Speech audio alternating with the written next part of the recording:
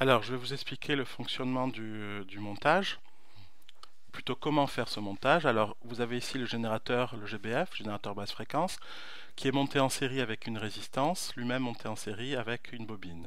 Donc, le circuit est assez simple. Nous voulons étudier la tension à la fois aux bornes de la résistance et aux bornes du générateur. Alors, pour étudier la tension aux bornes de la résistance, je prends deux fils, un rouge, un noir. Je me place après la résistance ici, je prends un fil rouge sur la borne A, que je relie ici à cette borne rouge qui s'appelle la borne A. Je prends un fil noir avant la résistance, alors noir parce que c'est relié à la masse ici, que je relie à la masse de l'oscilloscope ici en noir. Voilà, alors donc, à partir de ces deux fils, je peux donc mesurer la tension en borne de la résistance. Je vous rappelle que la loi d'Ohm nous dit que la tension en borne de la résistance U est égale à RI. Autrement dit, elle est proportionnelle au courant qui traverse la résistance.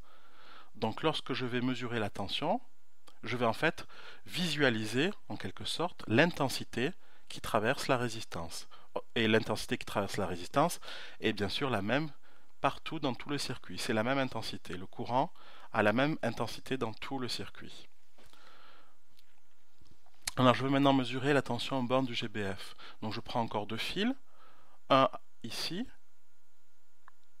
donc qui est juste après le GBF ici, que je branche à la voie numéro B, mon channel numéro 2, et un fil noir qui est ici, qui est relié à la masse, que je relie à la masse de l'oscilloscope.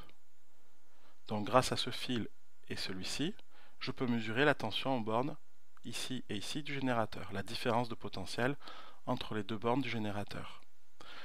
Alors je sais que l'intensité qui traverse ce circuit est en retard par rapport à la tension du générateur. Donc sur mon graphique ici, voilà ici l'intensité. Effectivement, elle se situe après, la courbe est à droite de celle-ci. Donc cette courbe-là représente la tension délivrée par le générateur et celle-ci représente la tension en borne de la résistance ou encore le courant qui circule dans le circuit. Je veux maintenant mesurer la période d'une des courbes. Vous remarquez que les deux courbes ont la même période, donc la même fréquence. Alors je prends par exemple cette courbe et je me place sur un seul motif. Donc je m'arrête ici. Le temps qu'il y a entre ces deux points-là, je le mesure en comptant le nombre de carreaux. Je compte 1, 2, 3, 3,2, 3,4. Donc 3,4 carreaux. Or, un carreau, ou une division, fait 5 millisecondes. Donc je multiplie 3,4 par 5 et je trouve 17 millisecondes. Pour calculer la fréquence, j'utilise la formule F égale 1 sur T. Je fais attention, T doit être converti en secondes. Et je trouve une fréquence de 59 Hz. Une fois que j'ai la période, je veux mesurer le décalage entre les deux courbes. Alors je peux changer la base de temps, vous voyez le calibre, je l'ai changé, je suis passé de 5 millisecondes par division à 2 millisecondes par division, donc j'ai tourné le bouton, et comme ça j'ai élargi le décalage en quelque sorte. J'ai zoomé, c'est une sorte de zoom. Alors je regarde le décalage entre donc cette courbe et celle-ci, et je mesure un décalage de 0,2, 0,4, 0,6, 0,8, et la moitié d'une sous-division, ça fait donc 0,9. J'ai 0,9 divisions, or une division fait 2 millisecondes, donc 0,9 fois 2 fait 1,8 millisecondes. C'est mon décalage temporel. Je veux traduire ce décalage temporel en angle. Donc je veux calculer ce qu'on appelle le déphasage phi. Alors pour cela c'est très simple. Je dis que la période grand T correspond à 360 degrés. Donc mon décalage petit t correspond à un angle que je vais appeler phi. Pour le calculer, je fais le produit en croix. Je dis que phi est égal à petit t fois 360 divisé par grand T.